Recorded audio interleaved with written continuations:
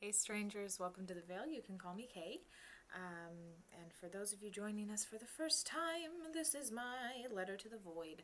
I track my projects and my research tangents, and basically if you want to have inspiration or something to focus on while you're doing a project for 20 minutes or so, feel free to join me.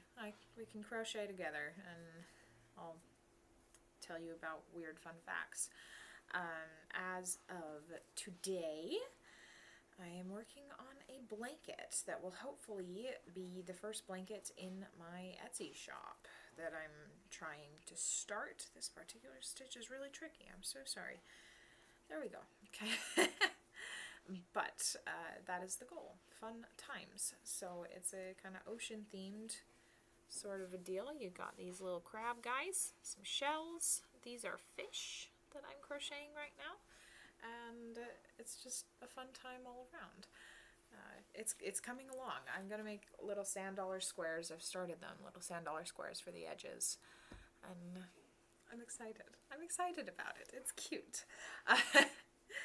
So I do realize that every time I get on here, I am apologizing for how long it's been, and I've decided not to do that anymore because my life is crazy and so is yours, and we'll just roll with the punches. I am back in the States. I think the last time I recorded, I was still in the UK. I'm back in the States. I've got a job over here, and I'm very excited to be back. And it's been a wild ride.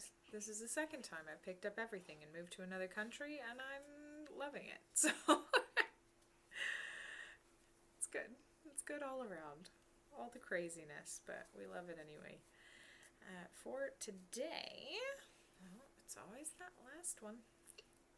For today, I want to talk to you. I think last time I posted a video, I did mention this book, and I had a very wonderful time reading it. It's called Rest in Pieces: The Curious Fate of Famous Corpses. It's by Bess Lovejoy, and I would highly recommend it if you want to learn about famous people and what happened to their bodies after they died.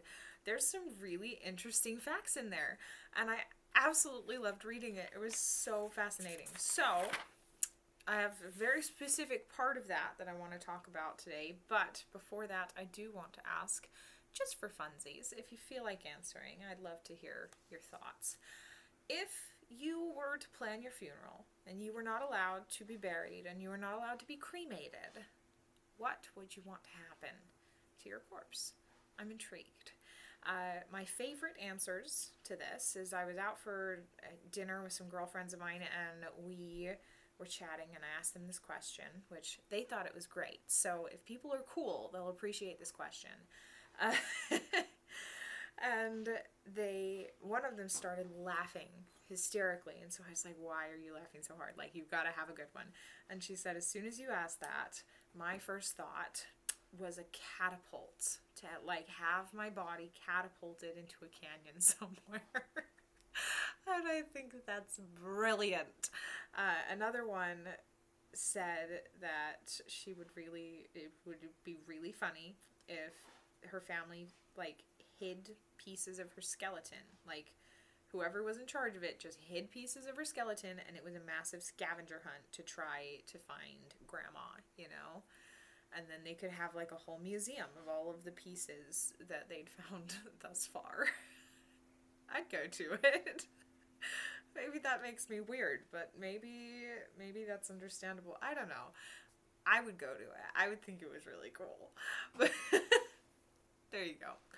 Alright, I'm going to stop on this row, and I'm going to work on some of these because I forgot one of my colors when I went to church today, and so I made a whole bunch of these middle bits of the sand dollar squares, and then came home to get the other colors. So that's what we're going to be doing for the remainder.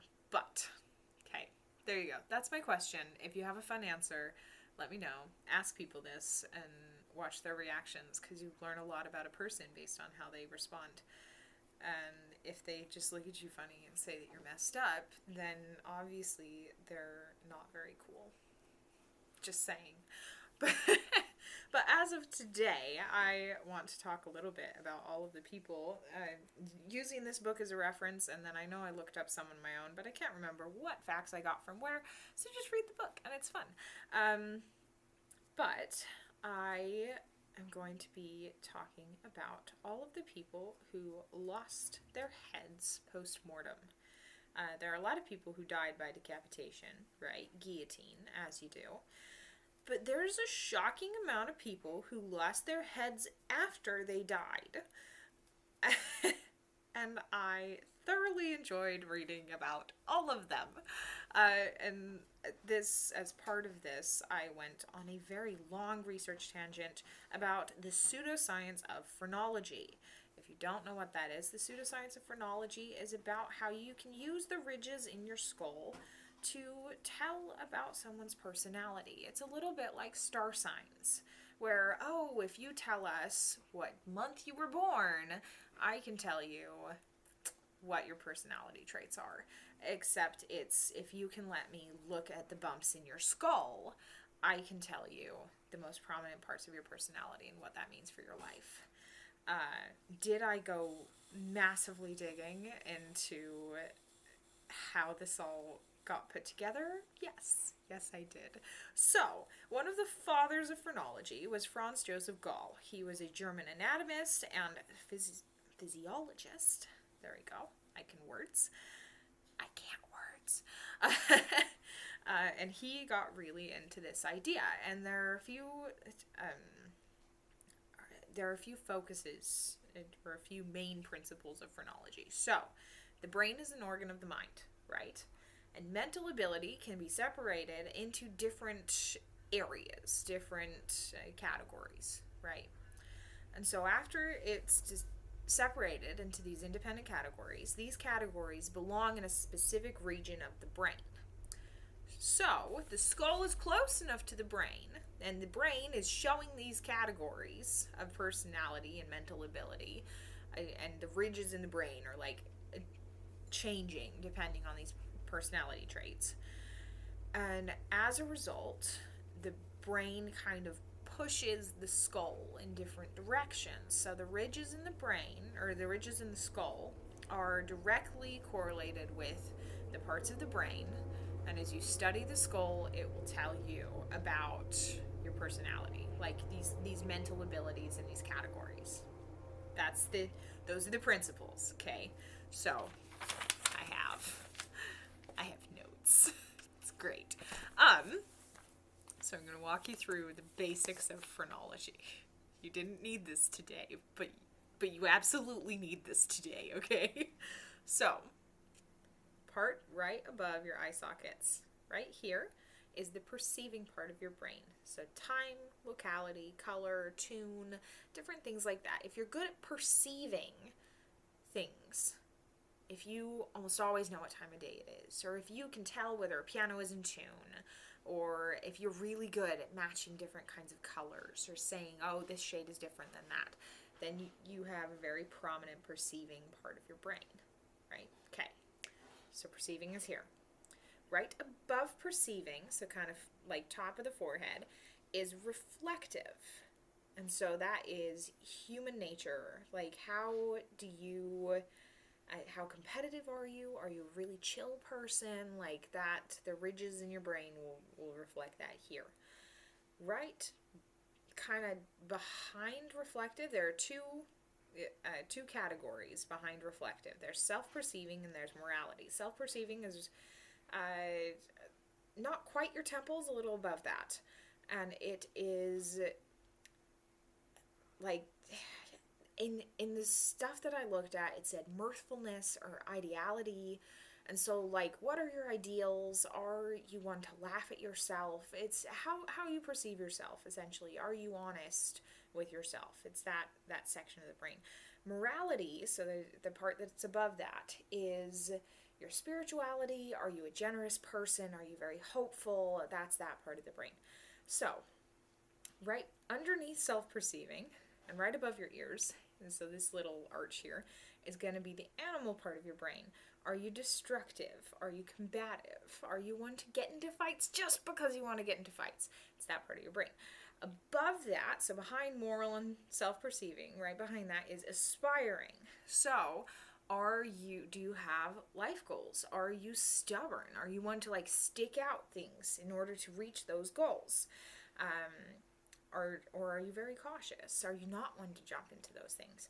That's that part. And then right at the back is the domestic part of your brain, and that is for friendship and parental love and those kind of areas of your life. There you go. So now if you're really into astrology and really into phrenology, you could tell anything you want to know about a person. You're welcome. You needed that. You know you needed that. It's fine. Did I need to drop my entire project to show you that? Probably not, but you should appreciate it anyway because it's great. It's definitely not science. It tries to be really hard, though. But yes, so to start off our list of famous people, we are going to talk about the people who have lost their heads to phrenologists. Because obviously, if you have a famous person and you kind of know which traits were the most prominent in them, then obviously you have to like steal their skull so that you can study this. This is important to science. So they did. The top of the list, and the one that like got me the most, was Joseph Haydn, the father of the symphony. And that one stuck out to me the most because I am a musician, and I had no idea that Haydn's head was stolen after he died, which is absolutely insane. So, Haydn's skull was stolen by his friend, Joseph Karl Rosenbaum, I think is how that's pronounced, and Joseph's good friend, Johann Peter. And so they bribed the gravedigger and kept the skull in a box. They were big on phrenology. They wanted to study it because obviously Haydn was brilliant, and I would say probably had prominent ridges in his brain, like in his skull right here, because tune. I mean, come on. Definitely. And so they stole his skull, and they did suspect them for a while, but they never actually managed to get the skull back until after Joseph Rosenbaum had died. So fun times all around. Now the next one. This one's wild. Okay, this is why I take notes, because all of the names get jumbled in my brain. Emanuel Swedenborg. He was a Swedish scientist, absolute genius, very, very smart. And his skull was taken after his death. And then things got weird because they found out that his skull was taken, and there was like a reward for people to return it. And then there was one that was returned. But then it got a little funky because people found out that his skull was probably very oddly shaped. And so they looked in the coffin and they're like, wait, this skull might not be the right skull. This skull might be a different skull because it's not the shape that it's supposed to be. But then whose skull do we have, and where is his skull? So it could be his skull, because his skull was definitely taken and it might have been returned, or they might have gotten a skull to a completely different person. They don't really know. Isn't that great? All right, next. We have Marquis de Sade. And he was a writer and a libertarian. He was buried in the cemetery of an insane asylum, which is kind of neat. It was the insane asylum that he was in. He wanted to be buried somewhere else, which, that's a shame. His skull was taken by Dr. L.J. Raymond and eventually lost. They aren't really sure where it got to after that. And then there was Walt Whitman, and he was a phrenologist, and he had a reading done of his skull, and he wanted to dedicate his skull to that after he died, so that people could study phrenology. But the scientists ended up being more interested in his brain rather than his skull, but they did take his head after he died, so there's a start. coming next. People who lost their heads for other reasons. They did keep Beethoven's head after they buried him because they wanted to study what exactly they wanted to study the mental illness and the cause of the deafness and the symptoms that he was going through. And so they kept his head. They studied his brain a little bit, trying to figure out what exactly was the cause of some of the things that he went through. Then we have Jeremy Bentham.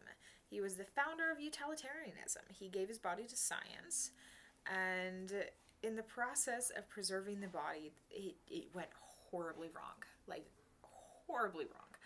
And they were like, we can't keep this head in a museum. Like, it's really creepy, and it's not going to end well, and it's going to be bad. Which is so sad. He tried so hard.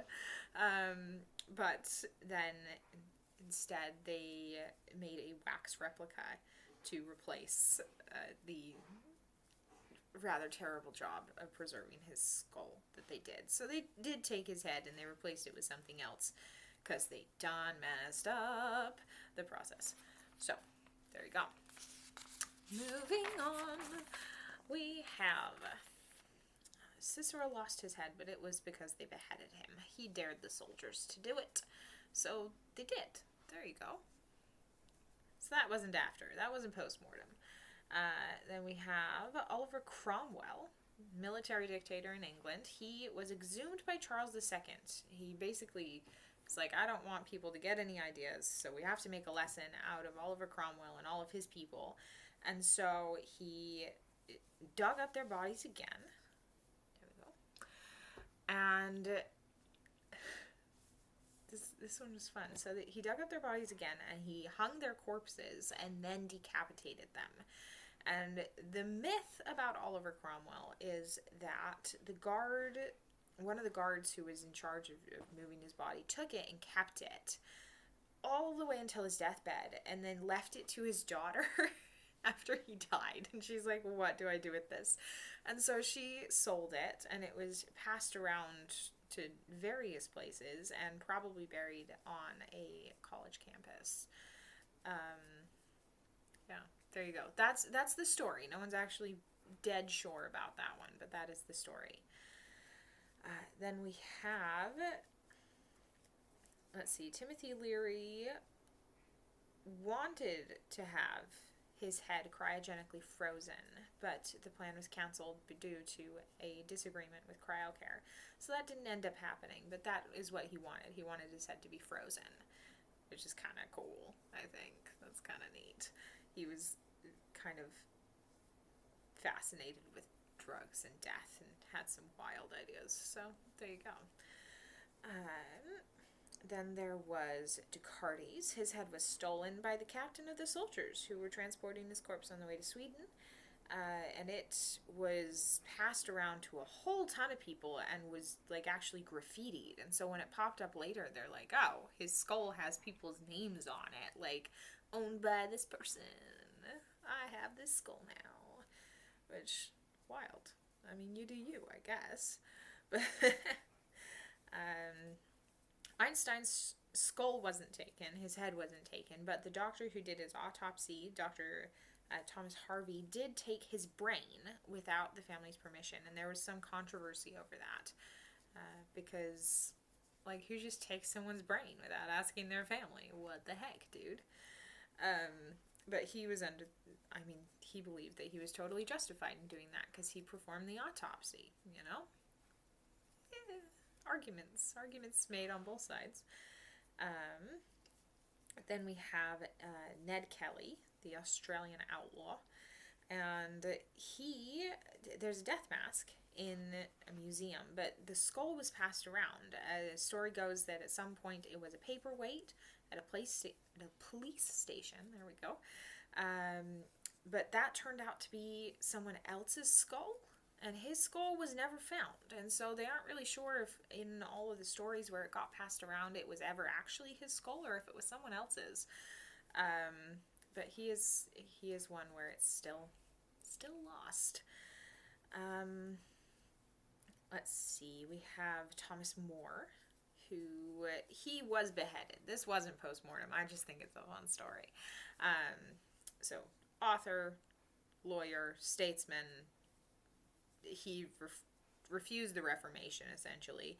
And so he went to the Tower of London and they beheaded him. What I think is fun about this story is that, so when they beheaded you in the Tower of London, they put your head on a spike, right? They're like, yep, impaled over London Bridge. Wonderful. And so the story goes that his daughter, when his skull was impaled, went and marked it somehow so that she would recognize it by the time it got down. And as they switched out skulls, as they did on London Bridge, she took it. She found the one that she had marked, and she took it, and she kept it. And then she asked for it to be buried in her arms, because that's not weird and creepy at all. Definitely not. So sweet of her to just chill with her dad's skull. Yeah, there you go. I don't know if there's ever anyone I'd be like, yeah, just like bury me with their skull. Just like chilling. There you go. Mozart lost his skull. Lots of musicians who are losing their skulls post-mortem, and I'm a little concerned about that. But Mozart did, because there was someone at the cemetery who absolutely loved music and was like, yeah, I'm going to save this skull as a memento, as you do. And so he left it to a friend, Jacob Hurdle, who was like, fam, this is real creepy. Why? And so he gave it to his brother Joseph, and it was lost briefly. No one's quite sure where it was during that time, but now it is in a museum. And then, these are always long, but hey, if you've been crocheting this whole time, you've been crocheting for like 20 minutes. Well done. There are only a couple more. Just a couple. So, next one is going to be Thomas Paine. Interesting guy, Thomas Paine. He was absolutely hated at the end of his life because he spoke out against religion quite a bit, and there were people who were like, oh my goodness, he's a horrible person. And so he kind of had a crap burial. Like, when he was initially buried, kind of crappy. Just, it wasn't good, and his headstone was destroyed. And then a guy who used to hate him and kind of started looking into it and did this 180 flip. His name was William Cabot. He did this 180 flip on his opinion of Thomas Paine and was like, actually, he's kind of a cool dude. Like, he didn't deserve that. And so he took his remains, dug them up, and put them in a trunk and took them to England. And then just, like, couldn't find a place to bury them, so he just kept them in a trunk in his house. When he died, the auctioneer was like, I don't know what to do with human remains. Like, that's not my area.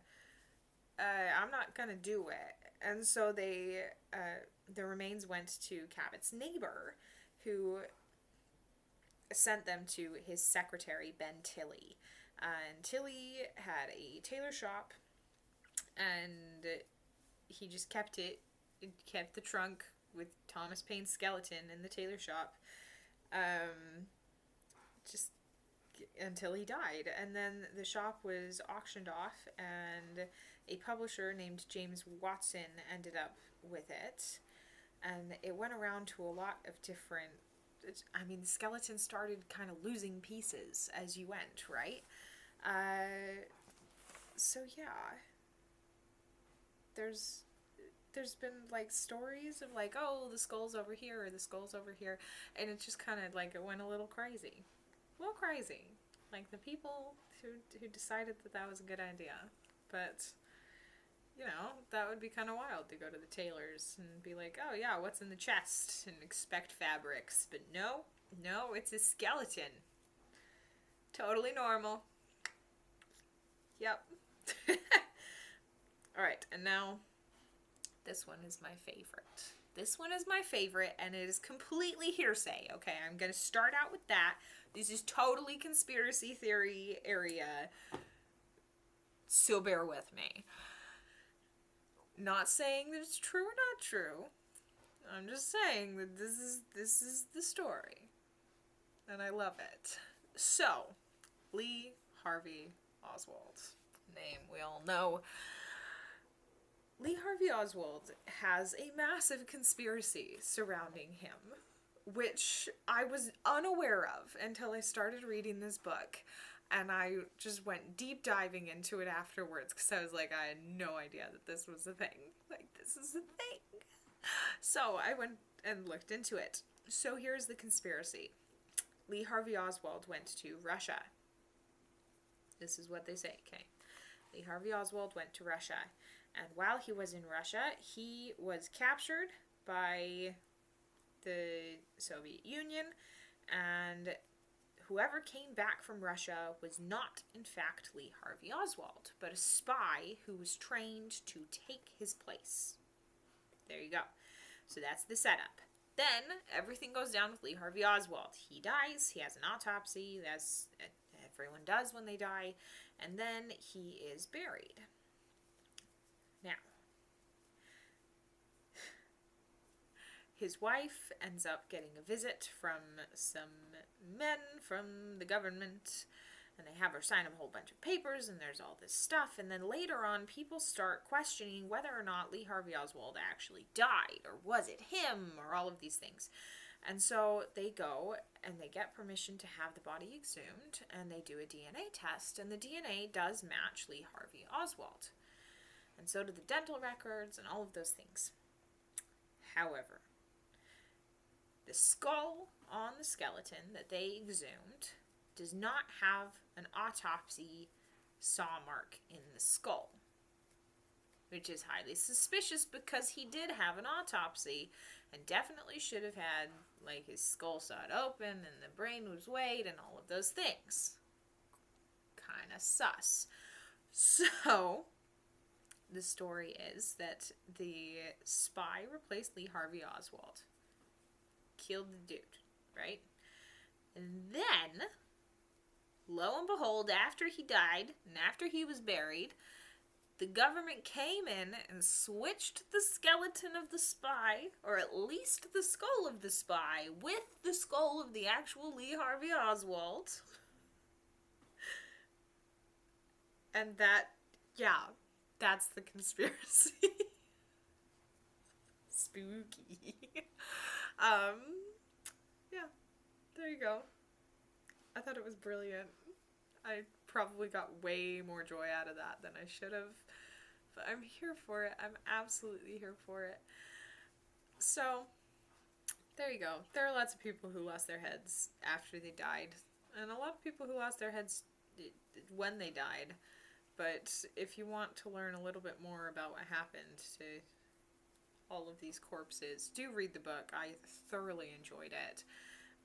The writing, like, it isn't dry. Like, it's a very fun read, and there's a lot of information in there, and I, like, had a billion things I wanted to research after I got done reading it. It's just so fun. There you go. I don't know what the next video is going to be about. I'm in the middle of a book about Scottish murders, so it could be that. It could be something else entirely. I'm not sure yet. But for now, if you have been here the whole time and working on a project for the whole time, congratulations. That's half an hour that you've been so productive. Well done. And if not, and you're just watching me crochet and ramble, thanks for sticking along for the ride. I know these tend to be long, but if you're here, then I assume that that's fine. Go figure. Feel free to check out my other videos. I do have an Instagram that's mostly art projects, so anything that I'm drawing shows up on Instagram when I remember. But other than that, I hope you have a lovely week, and I'll talk to you later.